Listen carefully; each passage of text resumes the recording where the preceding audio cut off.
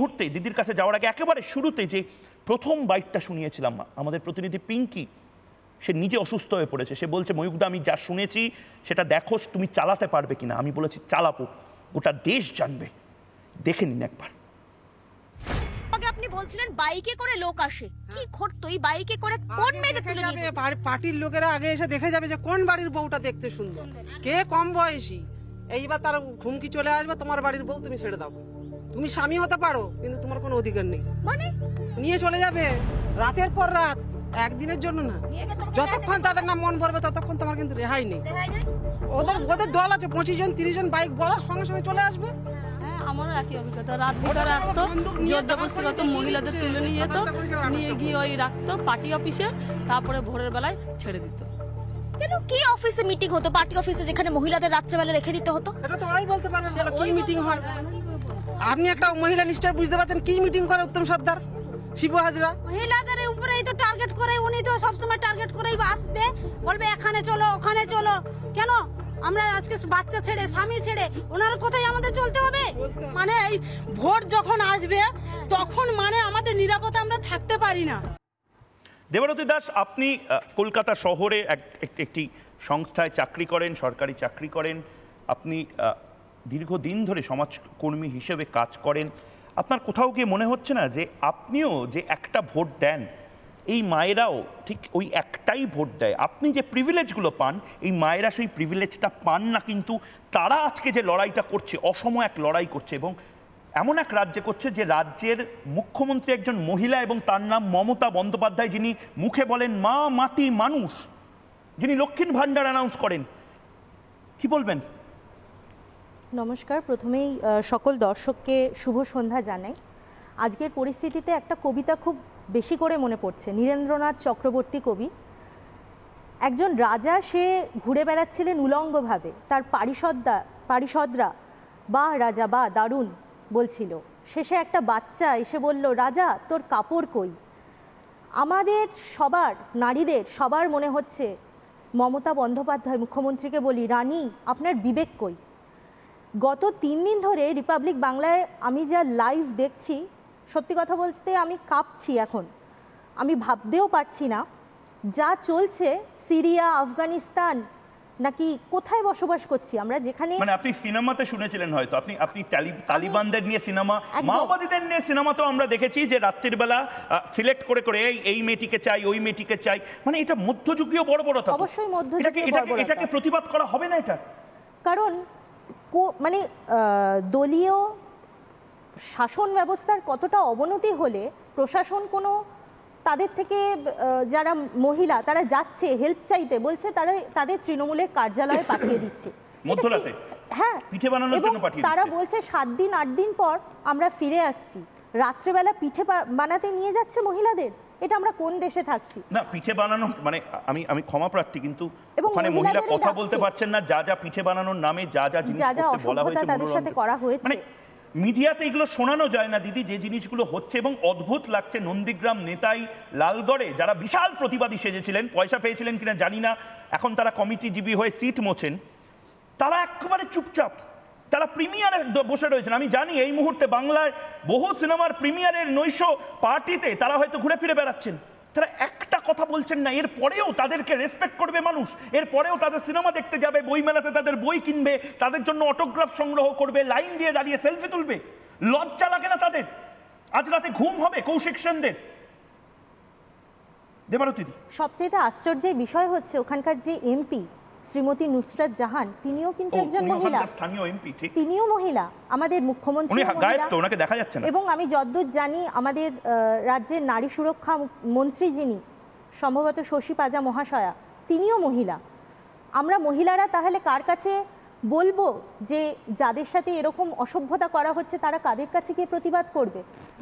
মহিলারাই হয়তো এই পুরো খেলাটা ঘুরিয়ে দেবে দিদি। কারণ আমি কৌশিক দার কাছে, কৌশিক দাও সিনেমা জগতের মানুষ, নাটকের মানুষ, কৌশিক দার কাছে যাওয়ার আগে, কৌশিক দা আপনারা তো সিনেমা অনেক লেখালেখি করে, নাটক অনেক ভাবনা চিন্তা করে ফাইনালি মঞ্চস্থ করেন। আমি আপনাকে বাস্তবে গায়ে কাটা দেবে কিছু ছবি দেখাচ্ছি যেটা সিনেমার থেকেও বেশি ভয়ঙ্কর। আপনি এতক্ষণ যেগুলো শুনছিলেন, যে মনে হচ্ছিল অসহায় একেবারে হতোদ্যম মহিলারা, তাদের এই নারী শক্তির কথা আমরা বলি না কৌশিকদা, দেখুন নারী শক্তি, পুলিশ এমন এক জায়গাতে পুলিশকে এমনভাবে লোকেরা কর্নার করে দিচ্ছিল বা ঘেরাও করছিল, মহিলারা তারা মানববন্ধন করে পুলিশ যাতে সেখানে টহল দিতে পারে, অন্তত দেখতে পারে, সেই পরিস্থিতি এই মহিলারা তৈরি করে দিচ্ছে। গোটা বাংলার উঠে দাঁড়িয়ে স্যালিউট করা উচিত এই মহিলাদেরকে। একবার গোটা বাংলাকে বলবো, আবারও বলবো, যারা এই মুহূর্তে জবাব চায় বাংলা দেখছেন, সমস্ত কাজ বাদ দিয়ে আগামী 30 সেকেন্ডে এই ছবিগুলো দেখুন, কারণ এই ছবিগুলো এই নারী শক্তির ছবি। যারা মেকি ফেমিনিজমের কথা বলে, যারা মেকি নারীবাদের কথা বলে, তাদেরও উঠে দাঁড়িয়ে এদেরকে স্যালিউট করা উচিত। দেখুন এই ছবি। উনি আমাদেরকে এটা বলেছেন যে আপনারা কেন বুঝতে পারছেন না, আপনারা সাধারণ মানুষ, আপনারা যেভাবে আছেন সেভাবে ভালোভাবে থাকুন। আমরা চাই আপনারা শান্তিতে থাকুন। আমাদেরকে শান্তিতে থাকতে দিয়েছে? একটাও শান্তিতে থাকতে দেয়নি। আজকে কোথায় আজকে উনি ভাবুন, সাধারণ মানুষকে অ্যারেস্ট করা বাদ দিয়ে যাদের নামে সাধারণ মানুষকে অ্যারেস্ট করছেন উনি। যাতে পুলিশকে আমি যখন জিজ্ঞেস করলাম ভদ্রলোককে, উনি তো বলছেন যে ভিত্তিহীন অভিযোগ। উনি ডিনাই করতে যাবেন, কারণ উনি কেন আমাদের সাথে হেঁটে যাচ্ছেন? উনি যদি কোনো অভিযোগে না পড়বেন, উনি কেন আমাদের সামনে আটকা পড়েছেন? জিজ্ঞাসা করুন ওনাকে কেন উনি আটকা পড়েছেন আমাদের কাছে। কারণ উনি আমার ছেলেদেরকে তুলতে এসেছিলেন, যখন দেখলেন মেয়েরা আটকে ফেলেছে তখন উনি কি করলেন, ফোনটা আমরা জোরপূর্বক ওনার হাত থেকে নিয়ে নিয়েছি। আপনি ওনার কাছে জিজ্ঞাসা করে দেখুন, ওনাকে জিজ্ঞাসা করেন উনি কেন উনি ডিনাই করে যাচ্ছে কেন। কারণ ওনারা ওই উর্দি পড়া পোশাকগুলোকে না ঘৃণা করি আমরা এখন। আজকাল আমরা ঘৃণা করতে শুরু করেছি ওনাদেরকে, আর সম্মান দিতেও ইচ্ছা করে না। এবং মহিলারা হাত ধরে ব্যারিকেড করেছেন, দেখতে পাচ্ছেন মহিলারা হাত ধরে ব্যারিকেড করেছে। পুলিশ অফিসারের সামনে মহিলাদের হাত ধরে ব্যারিকেড, মহিলাদের হাত ধরে ব্যারিকেড। এই মুহূর্তে থানার মোড়ে পৌঁছে গিয়েছি আমরা। বাংলার পুলিশকে মহিলারা মানব শৃঙ্খল তৈরি করে নিশ্চিন্তে যাতে পুলিশরা থানা অবধি পৌঁছাতে পারে তার ব্যবস্থা করে দিচ্ছে কৌশিক অধিকারী। এটা বাংলা। এটা কি সূর্যোদয়?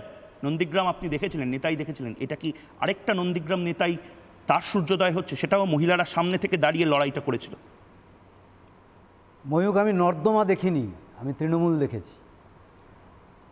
আমি নর্দমা এখনও দেখিনি, কিন্তু আমি পুলিশ প্রশাসন দেখেছি। এই যে জানো তো, আমি একটু আবেগপ্রবণ ছেলে, এইগুলো দেখতে দেখতে গা, শরীর, হাত পা কেঁপে উঠছে, কিন্তু আমি ভীষণ খুশি হচ্ছি, আমি আনন্দিত হচ্ছি যে মায়েরা আটকে দেবে। 500 টাকা দিয়ে, 1000 টাকা দিয়ে মা কেনা যায় না, এইটা মমতা ব্যানার্জিকে বুঝিয়ে দেবে বাংলার মায়েরা। সেই দিন আসছে, সেই দিন আসছে। আচ্ছা, নারী শিশু কল্যাণ মন্ত্রী শশী পাঁজা, তারপরে ওই যে বাংলা সিরিয়ালের খুব খারাপ স্ক্রিপ্ট লেখেন কি যেন, লীনা গাঙ্গুলি, সুদেষ্ণা রায়, খুব খারাপ সিনেমা বানান, তারা কী সব আছেন, মহিলা কমিশনের কী সব আছেন, তারা কোথায়? এমপি নুসরত জাহান, তারা কোথায়? এই কদিন আগে রাম মন্দির উদ্বোধনের সময় কয়েকজন অভিনেতা অভিনেত্রী তাদের দেখেছিলাম, আহা কি কি কি দেখলাম, এই দেখতে হচ্ছে আমাদের। তারা বোধহয় এই সন্দেশখালিটাই দেখতে চান, তারা রাম দেখতে চান না, রাম মন্দির দেখতে চান না, তারা সন্দেশখালি দেখতে চান। তাই বোধহয় তারা এই সব কথাগুলো বলেছিলেন এই কয়েকদিন আগে। আচ্ছা, কৌশিক সেনরা, অপর্ণা সেনরা দামি সাদা রুমাল হাতে নিয়ে ঘাম মুছতে মুছতে সন্দেশখালিতে একবার যাবেন না? গাড়ি ভাড়া নেই, দেব, আমরা দেব, আমি দেব, অধিকারী কৌশিক দেব আপনাদের গাড়ি ভাড়া, যান না। আপনাদের সবাই চেনে, আপনারা গেলে মানুষ ভিড় করে ওঠে, সাহস পায়। আমরা সবাই আমরা মিডিয়ার গাড়িতেও কৌশিকদা আবারও বলছি, এইটা এখানে ছাড়া যাবে না। আমরা মিডিয়ার গাড়ি করে প্রয়োজনে যে বুদ্ধিজীবী যেতে চান, হয়তো সন্দেশখালির অ্যাড্রেস গুগল ম্যাপ তারা পাচ্ছেন না, বা হয়তো তাদের নেট কাজ করছে না, তাদের হয়তো সিট মুছতে মুছতে হাতে ক্র্যাম্প ধরে গেছে, আমরা সবাই বলছি প্রেসের গাড়ি করে আপনাদের পৌঁছে দেবো। কিন্তু দেখুন গিয়ে যে আপনারা বড় বড় কথা বলেন না, আমার বাংলাতে আমি এমন কিছু বানিয়ে দিয়েছি যে বাংলাটা আগামী 100 বছরে আমার কাছে কৃতজ্ঞ থাকবে। আপনার কাছে কৃতজ্ঞ থাকবে না সিনেমা বাবু, আপনার কাছে কৃতজ্ঞ থাকবে না ড্রামা বাবু, যারা ড্রামাটা করে গেছেন শুধুমাত্র স্বার্থের জন্য। আবারও বলছি, যে ছবিগুলো আজ দেখেছি, যে ছবিগুলো দেখালাম, বিপুলভাবে শেয়ার করুন। প্রত্যেকটা সেকেন্ডের ক্লিপ যেন গোটা ভারতের মানুষের কাছে পৌঁছায়। আজ জবাব চায় বাংলা এখানেই এই বিতর্কটা শেষ করছে, কিন্তু এখান থেকেই শুরু হবে বিপ্লবটা। কারণ সোশ্যাল মিডিয়ার শক্তি অনেক, মিডিয়ার শক্তি অনেক, আপনাদের শক্তি অনেক, নারীদের শক্তি অনেক।